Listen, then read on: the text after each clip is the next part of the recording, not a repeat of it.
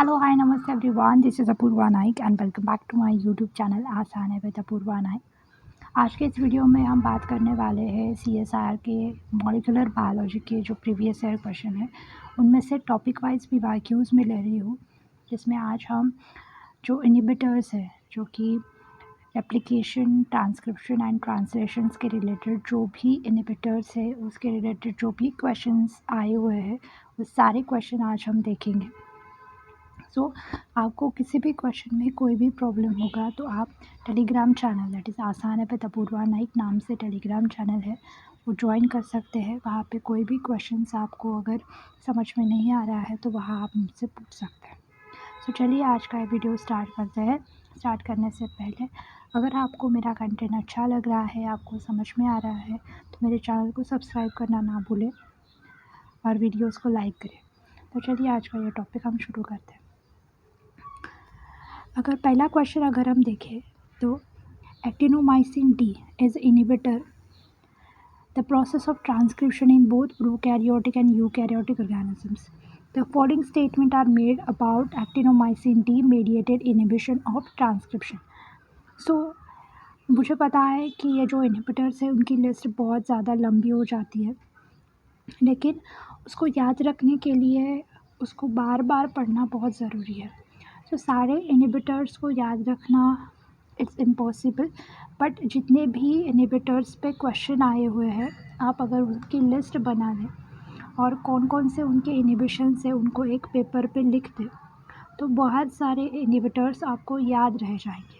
तो यहाँ पे भी अगर आप ये देखें तो क्वेश्चन में ही ये दिया गया है एक्टिनोमाइसिन डी जो है वो ट्रांसक्रिप्शन प्रोसेस को इनिबिट करता है प्रोकैरियोट के एंड यूकैरियोटिक ऑर्गेनिज्म के।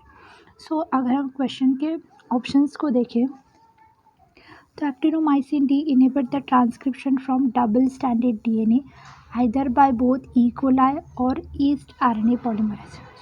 क्वेश्चन में ही दिया गया है कि ये दोनों को प्रोकैरियोट और यूकैरियोट दोनों को इनहिबिट करता है। तो यहाँ पे यही दिया गया है कि आइदर वो ई कोलाई को इनहिबिट करेगा या फिर ईस्ट RNA पॉलीमरेज को इनहिबिट करेगा। पहला स्टेटमेंट वैसे ही सही हो जाता है। हमें लास्ट में क्या पूछा है, ट्रू क्वेश्चंस या ट्रू लाइंस पूछी है। ए यहाँ पे भी है, यहाँ पे भी है, यहाँ पे भी और यहाँ पे भी है, तो एलिमिनेशन यहाँ पे नहीं होगा। अब हम बी स्टेटमेंट को पढ़ते हैं। Actinomycin D inhibit the transcription from single standard RNA template by eukaryotic viral RNA polymerases. एक बात मैं यहाँ पे आपको बता दूँ, एक्टिनोमाइसिन में अगर आप नाम को याद रखें तो एक्टिनोमाइसिन में डी आता है, राइट, एक्टिनोमाइसिन डी। अगर आप D3 करके इसे याद रखेंगे that is D and D for दोनों, that is prokaryote plus eukaryote दोनों को ही इनहिबिट करेगा। दूसरी चीज़ ये DNA को इनहिबिट करता है और DNA में भी वो डबल स्टैंडर्ड DNA को इनहिबिट करता है। ये 3 D आप अगर याद रखें तो आपको पूरा एक्टिनोमाइसिन का फंक्शन याद हो जाएगा। अगर आप ऑप्शन में यहाँ पे देखें तो एक्टिनोमाइसिन डी जो है वो डबल स्टैंडर्ड DNA को इनहिबिट करता है ई कोलाई और ईस्ट। पहला ऑप्शन तो करेक्ट है। दूसरा ऑप्शन अगर देखें सिंगल स्टैंडर्ड RNA, तो सिंगल स्टैंडर्ड RNA को इनहिबिट नहीं करेगा, सिंगल स्टैंडर्ड फास्ट DNA को भी इनहिबिट नहीं करेगा और डबल स्टैंडर्ड RNA को भी इनहिबिट नहीं करेगा। ये तीनों स्टेटमेंट रॉन्ग है, वो सिर्फ डबल स्टैंडर्ड DNA को इनहिबिट करता है, इसलिए ए स्टेटमेंट करेक्ट है। इसलिए इसका ऑप्शन जो है वो A is the first one is the correct answer. I hope you got it this particular question. Actinomycin D का फंक्शन आपको याद रह जाएगा। तो अब हम आगे बढ़ते हैं। दूसरा क्वेश्चन है गेट 2018 से आया हुआ। गेट 2018 के क्वेश्चन में भी इसी तरह से जो एंटीबायोटिक्स है वो एक जगह दिए गए हैं और उनका फंक्शन दिया गया है। सबसे इजी जो है वो है टेट्रासाइक्लिन। टेट्रासाइक्लिन हमेशा प्रोटीन सिंथेसिस को इनहिबिट करता है। पहले इसको हम फाइंड आउट कर देते हैं, दैट इज़ आर का सेकेंड। और आर का सेकेंड अगर हम देखें तो ए और बी में नहीं है, सी और डी में भी है, डी में ही है, तो हम अदर ऑप्शंस वहाँ पे लगा सकते हैं। उसके बाद जो है वो है अमॉक्सिलिन। अमॉक्सिलिन जो है वो पेनिसिलिन जैसा ही एक beta lactam anti microbial agent है। एस का हो जाएगा फर्स्ट, जो कि यहाँ पे भी है और यहाँ पे भी है। अब हमें पी और क्यू में से ही निकालना होगा। अगर हम देखें एमनोफ्टेरिन बी जो है वो एक एंटी फंगल एजेंट है। सो इसीलिए क्यू का जो हो जाएगा वो हो जाएगा IV, that is 4th one, जो कि सिर्फ सी में है। और फ्यूरोक्विनोलिन जो है वो न्यूक्लिक एसिड को इनहिबिट करता है। इसको याद रखने के लिए यहाँ पे N है, सो N एंड न्यूक्लिक एसिड, इस तरह से आप इसे याद रख सकते हैं। सो इस तरह से ये क्वेश्चन हो जाएगा और इसका आंसर हो जाएगा C। So this is the answer of this question. उसके बाद का क्वेश्चन है दैट इज़ नेट में आया होगा 2017 में, क्लोरानफेनिकोल। सो क्लोरानफेनिकोल का जो फंक्शन है उसे याद रखने के लिए इजी वे ये है कि उसका नाम ही। सो क्लोरानफेनिकोल, इसे याद कैसे रखें? सो यहाँ पे राम है और पी है। सो इस 3 चीज़ों से आप इसे याद रख सकते हैं। पहली बात तो ये क्लोरोफेनिकोल A साइट को इनहिबिट करता है। दूसरी चीज़ आपको ये याद रखनी है, पी से वो पेप्टाइडल ट्रांसफरेज एक्टिविटी को इनहिबिट करता है। सो क्लोरानफेनिकोल हमेशा पेप्टाइडल ट्रांसफरेज एक्टिविटी को इनहिबिट करता है। क्लोरानफेनिकोल जो है वो 15S सब यूनिट जो है उसको इनहिबिट करता है। और एक चीज़ जो क्लोरानफेनिकोल के बारे में आपको याद रखनी है वो ये कि वो 23SR RNA को भी इनहिबिट करता है। सो ये 4 से 5 चीज़ें आपको यहाँ पे याद रखनी है। सो आप कैसे याद रखेंगे? क्लोरानफेनिकोल में A है, सो वो A साइड को इनहिबिट करता है। उसके बाद P है, सो P से आप याद रख सकते हैं पेप्टाइडल ट्रांसफरेज एक्टिविटी। उसके बाद 15 या सब यूनिट। और एक चीज़ जो आपको याद रखनी है वो ये कि वो 23R RNA को इनहिबिट करता है। और एक चीज़ ये कि ये प्रोकैरियोट को इनहिबिट करता है। सो P for prokaryote, P for peptidyl transferase activity, और उसी से आप 23SR RNA को भी याद रख सकते हैं क्योंकि 23SR RNA सिर्फ प्रोकैरियोट में ही प्रेजेंट होता है। सो ये जो इनहिबिशन है ये क्लोरानफेनिकोल करता है।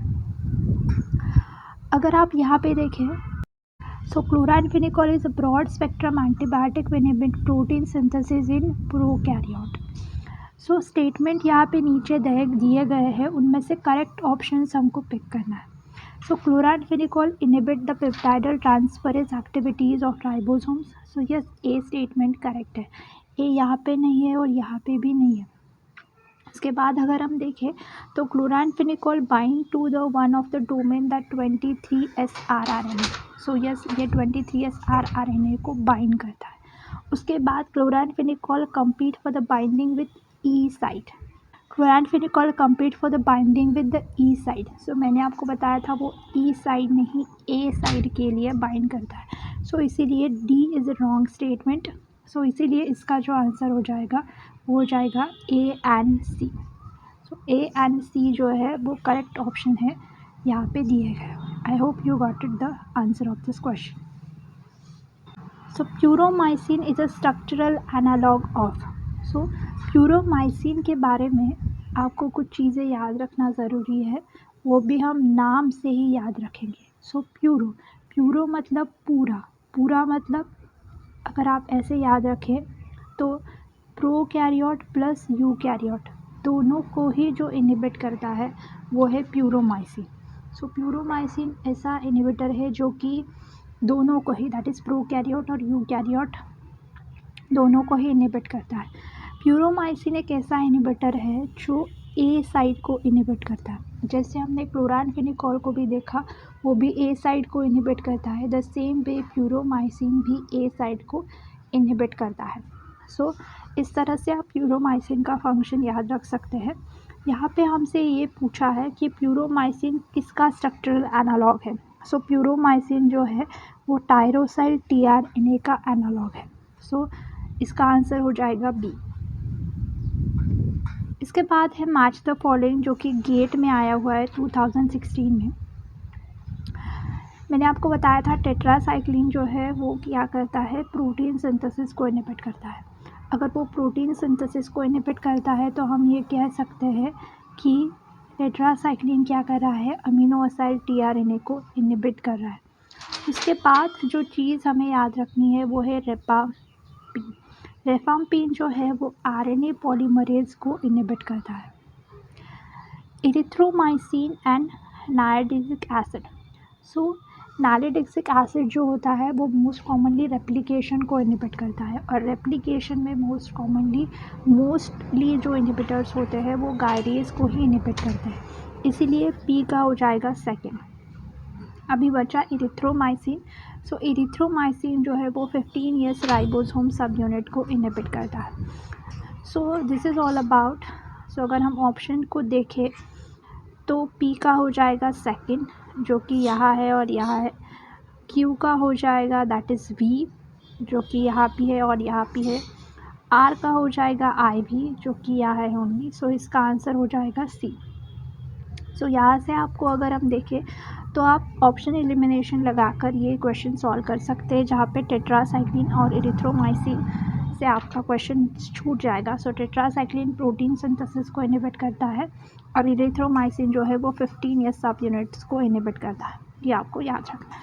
बात अगर हम देखें तो alpha amanitin is a fungal toxin which inhibit the eukaryotic RNA polymerase. So it's inhibit the eukaryotic RNA polymerases. 3 eukaryotic polymerases show the differential sensitivity to his toxin. So which of the following has higher to lower is a correct with respect to sensitivity towards the alpha amnopterin. So alpha amnopterin एक ऐसा inhibitor है जो कि RNA polymerase को inhibit करता है eukaryotic में. सो RNA polymerase में हमें पता है, अगर हम यूकैरियोट की बात करें तो यूकैरियोटिक में 3 RNA पॉलीमरेजेस प्रेजेंट होते हैं। एमनॉफ्टेरिन जो होता है वो पहले सेकेंड को इनहिबिट करता है, उसके बाद वो ज़्यादा कम, मतलब सबसे ज़्यादा वो 2 को इनहिबिट करेगा, उसके बाद वो 3 को इनहिबिट करेगा, और जो सबसे कम इनहिबिट होगा वो है फर्स्ट। सो इस तरह से आप इसे याद रख सकते हैं। 2 के बाद डायरेक्टली 3 पर मूव करना, कभी कभी कंफ्यूज हो जाता है हम, और 2 के बाद 1 कंसिडर करते हैं, तो 1 नहीं तो 2 के बाद 3 आएगा और फिर 1 आएगा, इसलिए इसका आंसर हो जाएगा B. So the antibiotic that resemble the 3' end of charge tRNA. So अभी हमने देखा था प्यूरोमाइसिन जो कि टीआरएनए को मिमिक करता है. सो यही इसका आंसर है, दैट इज़ प्यूरोमाइसिन को जो एंटीबायोटिक है वो टीआरएनए, चार्ज टीआरएनए को क्या करता है, रिसेंबल करता है या फिर मिमिक करता है. जैसे आप 13 याद रख सकते हैं. सो टेट्रा जो है वो 13 आरएनए सिंथेसिस को इनहिबिट करेगा.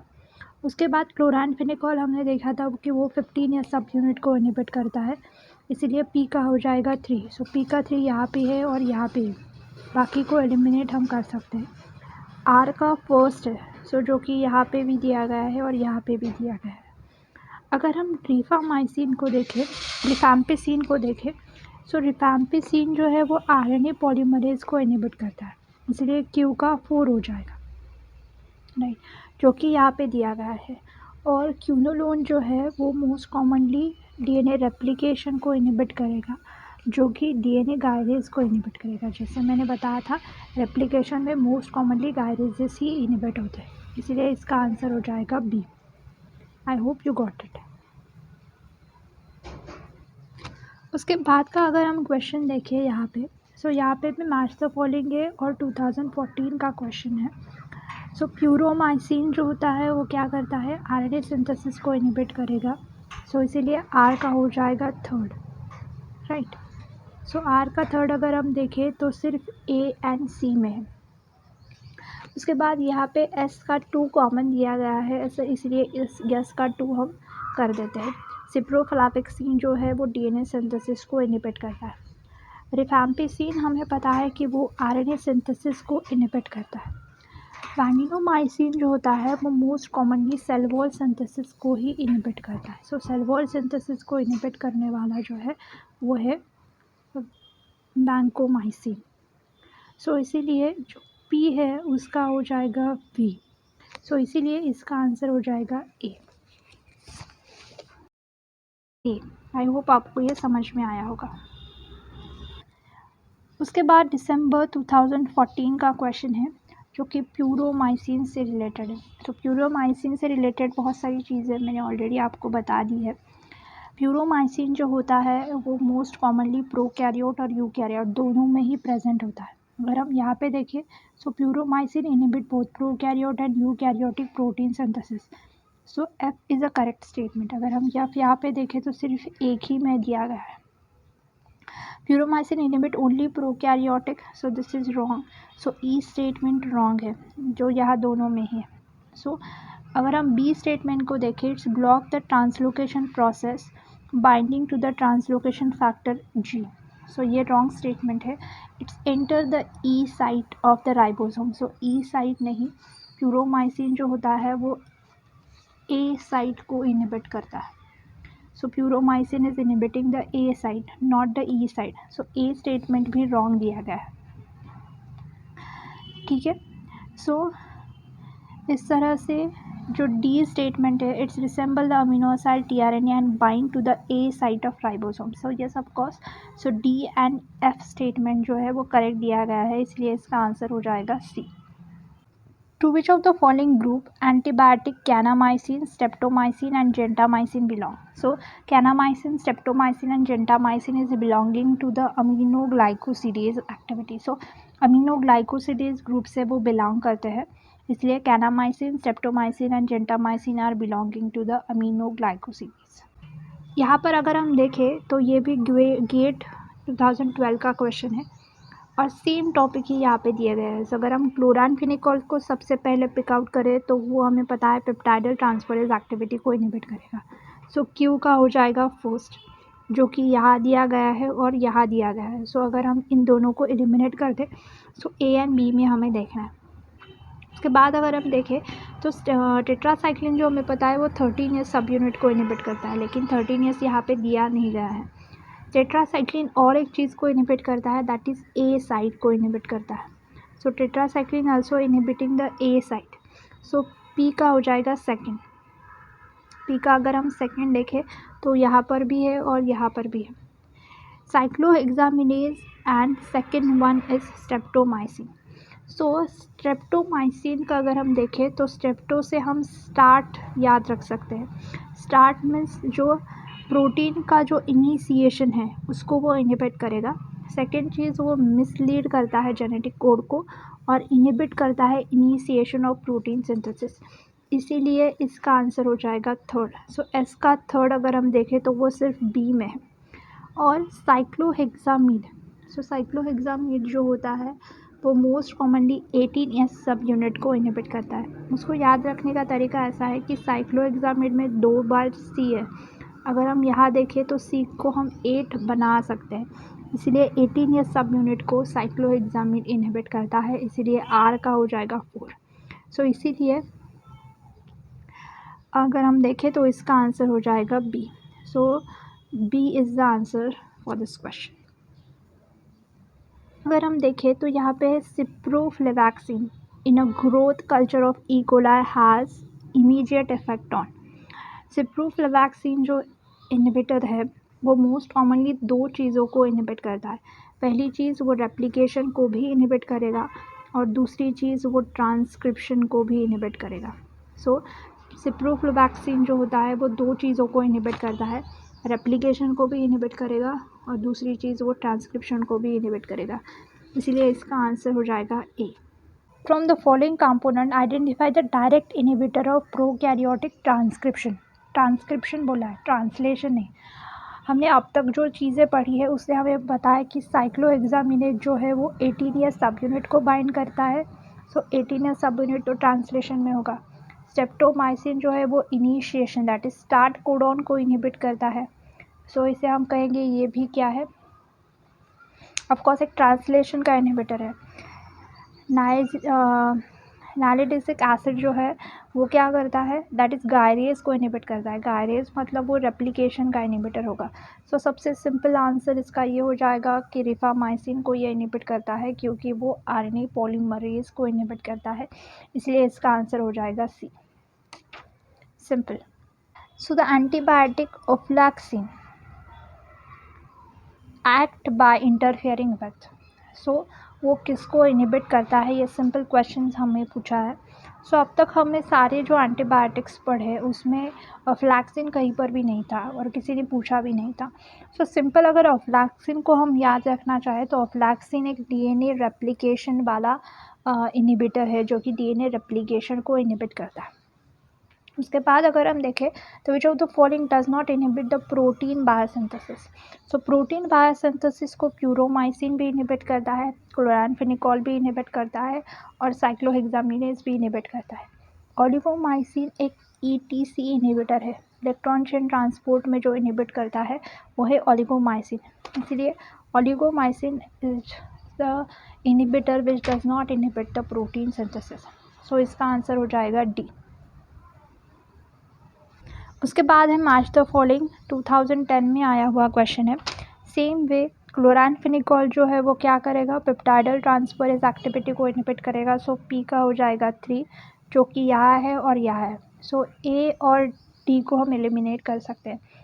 प्यूरोमाइसिन जो है वो मिमिक करेगा अमीनो एसिड टीआरएनए को। सो आर का हो जाएगा 4। सो इसीलिए अगर हम आर को देखें तो यहाँ पे सेकंड दिया गया है और यहाँ पे 4 दिया गया है, इसके लिए इसका आंसर हो जाएगा सी। रिफैम्पिसिन हमें पता है आरएनए पॉलीमरेज को इनहिबिट करेगा और नोरोफ्लेवैक्सिन जो है डीएनए गायरेज को इनहिबिट करेगा। सो इस तरह से इसका आंसर हो जाएगा सी। इसके बाद है सिप्रोफ्लेवैक्सिन जो फिर से रिपीटेड क्वेश्चन में है। The synthesis of chemotherapeutic antibiotic of the fluoroquinolone drug class. The target of the antibiotic ciprofloxacin is. So ciprofloxacin का टारगेट क्या है ये हमसे पूछा गया है और हमें पता है कि इसका टारगेट है रेप्लिकेशन। सो यहाँ पे अगर RNA synthesis that is transcription होता तो भी हम उसे पिक कर सकते थे। सो यहाँ पे रेप्लिकेशन है इसीलिए हम ए को पिक करेंगे। सो इसका आंसर हो जाएगा A. The antibiotic which responsible for the premature termination of translation in bacterias. So यहाँ पे पूछा है premature termination. Premature means process complete होने से पहले ही अगर कोई इनहिबिट कर दे रहा है। सो पेनिसिलिन यहाँ पे होगा ही नहीं। Tetracycline, chloramphenicol and puromycin. अगर हम 3 यहाँ पे देखें सो प्यूरोमाइसिन जो है वो प्री मैच्योर टर्मिनेशन करता है। सो और एक पी यहाँ पे ऐड हो गया प्यूरोमाइसिन में कि वो एक प्री मैच्योर टर्मिनेशन करता है क्योंकि वो टीआरएनए का मिमिक करता है। अगर टीआरएनए को मिमिक कर रहा है तो वो प्री मैच्योर टर्मिनेशन जो है वो कर देगा, राइट। सो इसलिए इसका आंसर हो जाएगा डी। आप पी से इसे याद रख सकते हैं। सो इस तरह से हमने जो इनहिबिटर्स के जो सारे क्वेश्चंस हैं जो सीएसआर में आए हुए हैं, आईआईएससी बेंगलोर में आए हुए हैं, गेट में आए हुए हैं, ये सारे क्वेश्चंस हमने यहाँ पे सॉल्व कर दिए। आई होप आपको इससे हेल्प होगी और एक लिस्ट आप ज़रूर बना दीजिए क्योंकि एग्ज़ाम से पहले अगर आप ये पढ़ के जाएंगे तो आपको हेल्प होगी। So thank you so much for watching this video guys. All the best, keep learning.